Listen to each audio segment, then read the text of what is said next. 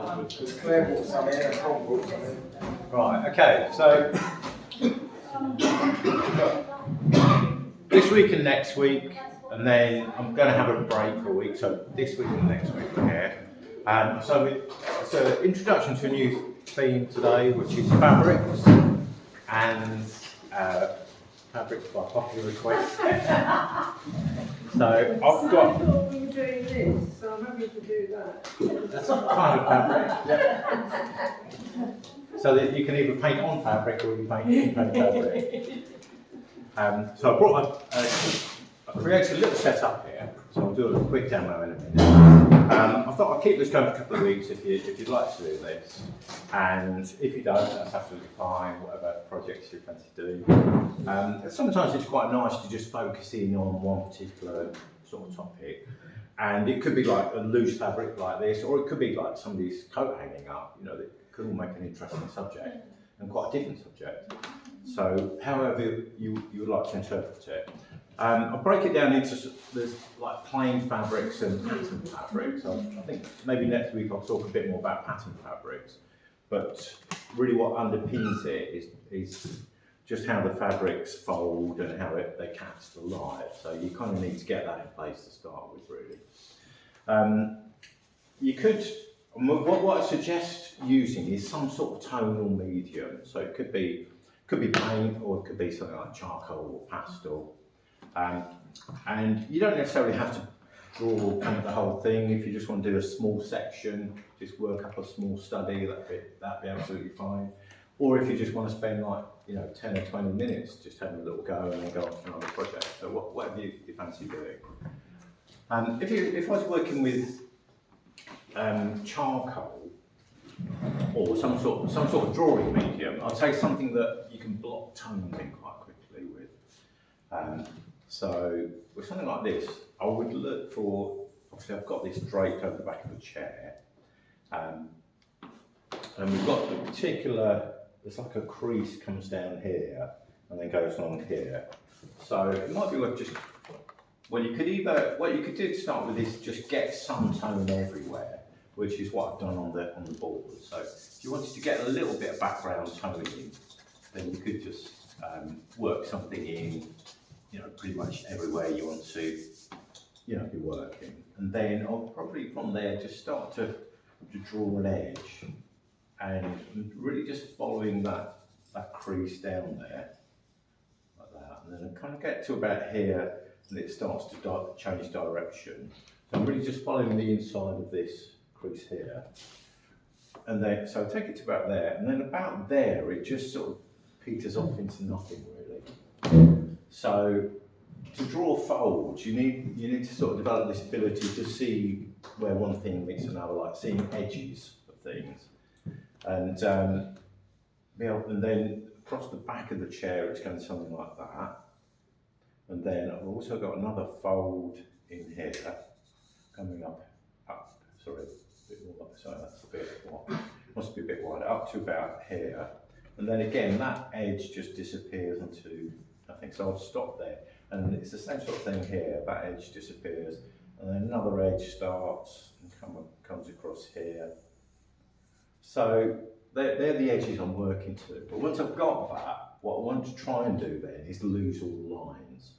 So that what we've got then is I can then work some tone into there, and that line, it's then just one darker area meeting a slightly lighter area. And then that will carry on to about here. That lightens up there. It's fairly dark in there, but then lightens up. And then starts to get darker again about here. So again, I can soften that edge out, make that a little bit darker. And as I say, this then becomes a very, very sort of soft edge and disappears into nothing really. So that'd be that one. And then the same sort of thing here, very dark in here. So again, I'm losing that line and just blending that into the background. That comes down to about here, lightens up, and then just disappears into nothing. On this side, I think it's slightly darker on this side. again, just kind of losing my line there. And that way you then start to develop this impression of folds rather than just lines, just light and dark. So that would be how you approach it with charcoal, pastel. Exactly the same with paint. What I've done here is I've just got a bit of the water soluble or water mixable oil, and I've just thinned it down with some water, put a wash on everywhere, and wipe that in a little bit. Now this is just a bit of emulsion paint, it's pretty much soaked in really, so that's very dry already. But I should be able to, if I want to, just get a dampened brush and just lift areas out now. So I can almost like sort of wash back and draw this highlight in here. Go for a different highlight this time. And that comes to out. So you could kind of lift areas out, and then same here. There's another fold here where we're catching a little bit of light.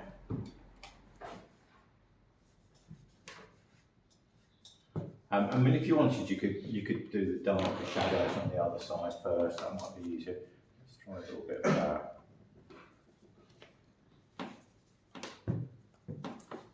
So just here, there's a darkish shadow.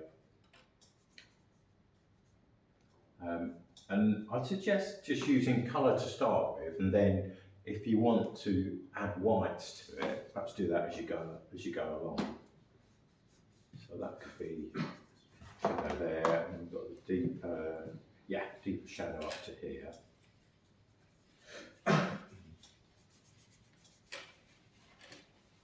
And then this whole area at the top. I'm not too worried about making accurate colours, it's more just getting a sense of light and dark. Like that. Just want to kind of blend that in, perhaps just with a drier brush, just to soften those edges out. And this really sort of blends out to nothing.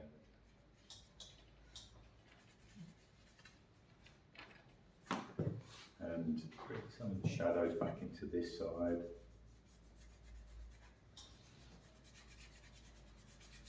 So that way you can create a sense of light and shadow. If I wanted to make the highlights a little bit lighter, maybe a little bit of white mixed in, and I could brighten these up a little bit if I wanted to. Let's just get some brighter edges, so that would lift that. So perhaps, I mean, you can make this as plain as you want, or if you want to make it to a very simple still life, maybe just one object or something like that, just to create a focal point. But I wouldn't overcomplicate it. Try and keep it fairly simple. Things like the little bit of cord, that's rather lovely, cut across here. I probably would get some background fabrics in to start with. So if we carried that one here, there's a bit more shadow sort of in here. And then, that's a bit lighter. How would we do the cord? It's lighter, most of it is lighter than the background, apart from just a little bit there where it's turning. So I probably would just try to think of the best way of doing that. The other thing about the little bit of cord is it actually throws a bit of a shadow onto the fabric as well. So it might be easier to paint some of the shadow first. So this is shadow really, I'm just looking at this bit here, and it comes up to this bit, there's a bit of shadow there, and then that sort of peters out, and then picks up again there. And then brush.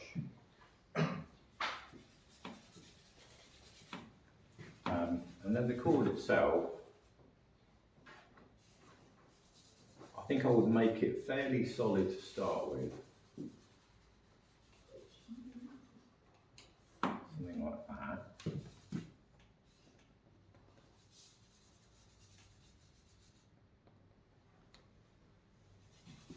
And then it goes into a little bit of a shadow around there, so let's make that a little bit darker. Just coming around here. So again, it's looking for light and shadow more than anything to start with, and then we could then try and get, once we've got that, try and get some of these little bits where it's got a certain texture. I think I need a smaller brush. Picking up little bits of texture, a little bit like that. But again, it's important to get the lights and the shadows in first. Sometimes it's very easy to get hung up on surface details.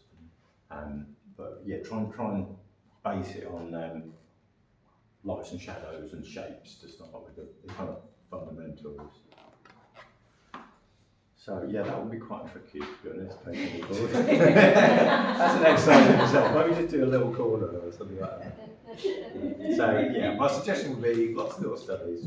Don't get too complicated too quickly. Just try little areas out. Maybe try a plain piece of fabric first.